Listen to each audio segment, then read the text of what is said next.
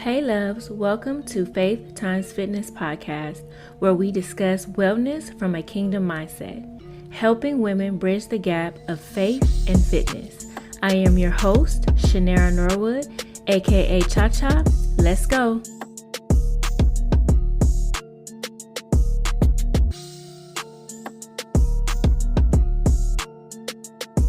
Hey loves, welcome back to Faith Times Fitness. Today's episode is about how to deal with PMS and PMDD.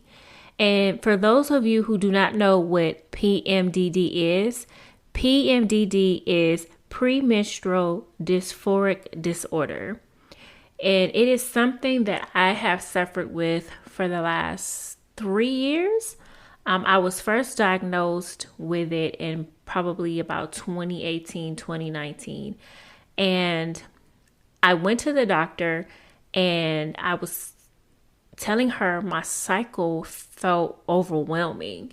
Like my symptoms were very severe. I had very severe fatigue, depression, feeling hopeless, just very sad.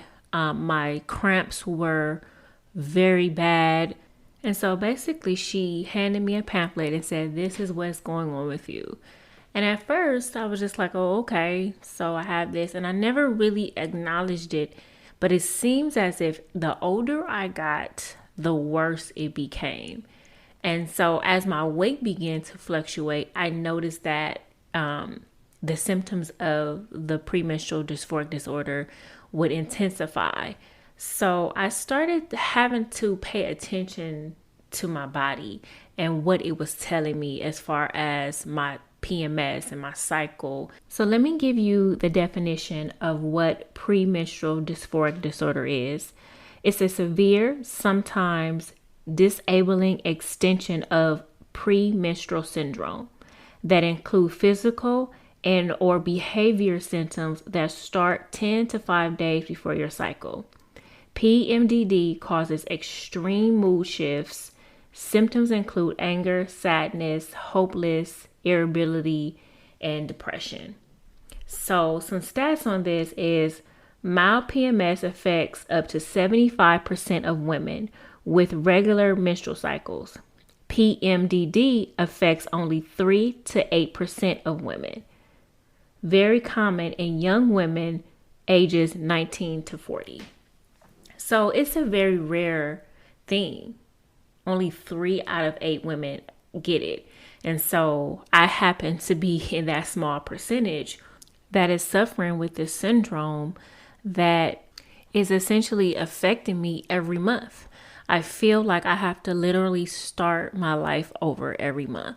And so I got tired of that. I said, Lord, there has to be something that I can do, that I don't have to keep suffering like this every month and feeling like I need to start over or call out from work every month or feel like I can't think straight and all the different things that were happening to me that began to be very frustrating.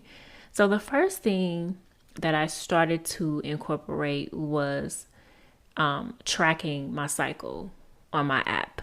And I always had, kind of kept up with it, but I started to keep up with the symptoms because like it said, it starts 5 to 10 days before your cycle. So if I start to think that I'm irritable for no apparent reason, I go into my calendar and say, okay, when does my cycle start? Okay, it's 5 days or it's 6 days before my cycle is to start. Here's what's going on. Here's why my attitude is changing. Here's why I feel irritable or I feel sad or I'm starting to feel depressed or tired or fatigued.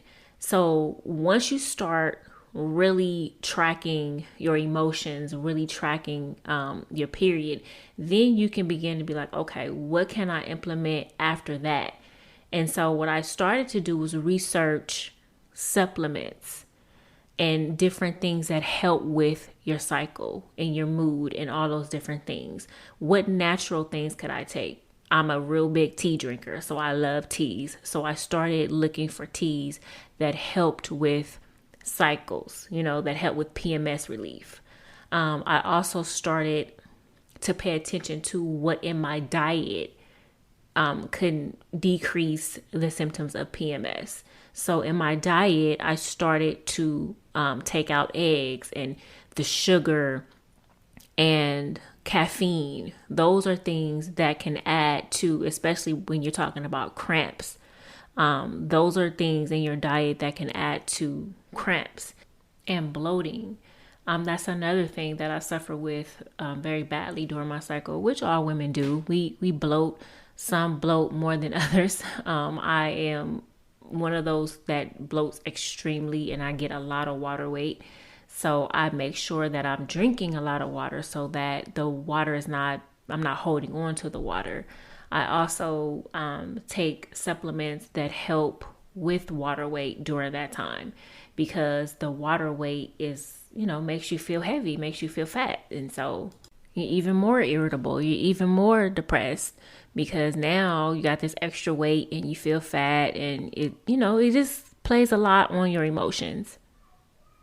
Another thing that helps reduce our PMS and our PMDD is exercise. Exercise basically releases a hormone called endorphins. And so what endorphins do is basically reduce the perception of pain, and they trigger a positive feeling in the body. So basically a natural high. So if you ever notice after a good workout how good you feel, how good your body feels, even if you're sore from the workout, you still have this euphoric feeling. That those were the endorphins that were released that helped. So I noticed that when I work out more, especially before my cycle starts, my cycle is less intense. Even if I try to work out during my cycle, which is very difficult because that first and second day hit different and you don't want to do nothing. So I usually don't work out on those days. But after my symptoms start to calm down and I start to feel a little bit better, I try to get that workout in so that I can feel better physically and emotionally. Because exercise is one of those things that help our overall well-being. And the final thing that I do is just simply rest. I allow myself, when I'm having my cycle, to just have that first day and that second day to rest. Even before my cycle, when I feel my body fatigued, when I feel tired, and I allow myself not to get too consumed with activities. I know there's things that we have to get done. You have to go to work and all those different things. But when you're able to incorporate the rest, because that will help clear your mind, that will help you not feel so overwhelmed and get off into your emotions and feel so consumed, is resting. Resting is one of the best medicines, natural medicines. Is sometimes we just need to simply rest our bodies, rest our minds, not think about anything, and just meditate. If you need to turn on some instrumental music or some gospel music or some worship music, whatever it takes for you to calm yourself and be at rest, do those things, because that's important for the well-being of our bodies, especially while we're going through such a hormonal change.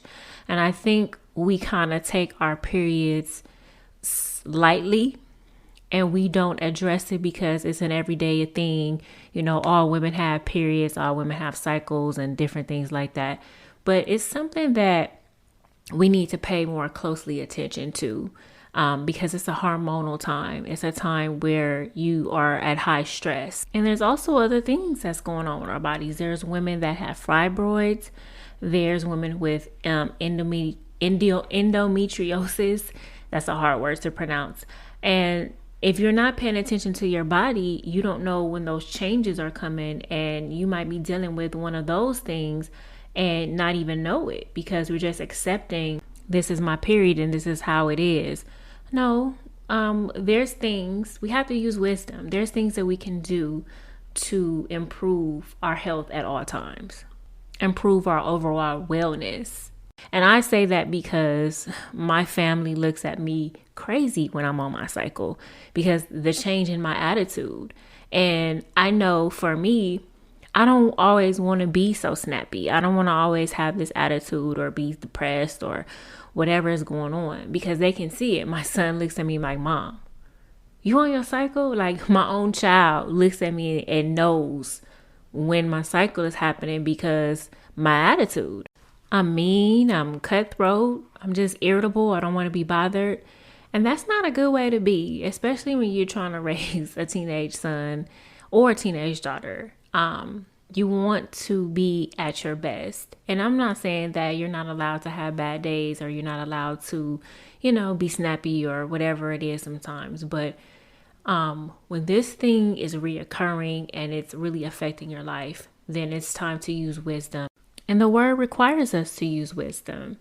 It says, do not forsake wisdom and she will keep you, defend you, and protect you. Love her. So you have to love wisdom because wisdom is what is going to say, okay, what is it that I need to do for me to be better, for my cycle, for my period, for the PMS or whatever ailment it is, because specifically we're talking about PMS this episode.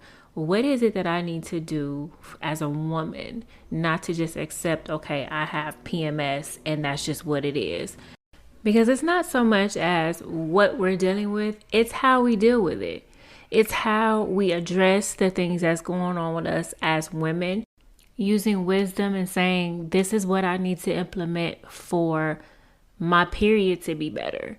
I need to drink this tea, or I need to research supplements and different things that will decrease the intensity of my cycle, whether it be the physical pain of the cramps, the bloating, or the emotional side of it, the hormonal side that makes you, irritable, angry, sad, depressed, or whatever emotion that you feel.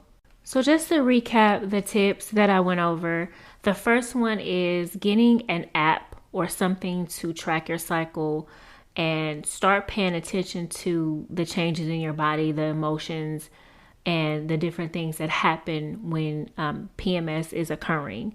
The second one is to watch what you're eating, your diet, your intake, as far as different foods that may cause the discomfort and the bloating. The third one is exercise. Make sure we're waking up those endorphin hormones that make our bodies feel good. And the final one is rest. Make sure that we're resting our bodies and our minds because rest is very important to our overall wellness. Well, guys, that's it for today's episode. I pray that you were able to receive something from today's episode. Please make sure that you're subscribed, that you don't miss the next episode. Also, make sure that you rate and review the show. And I will talk to you next time. Until then, be blessed, be well, be whole, my loves.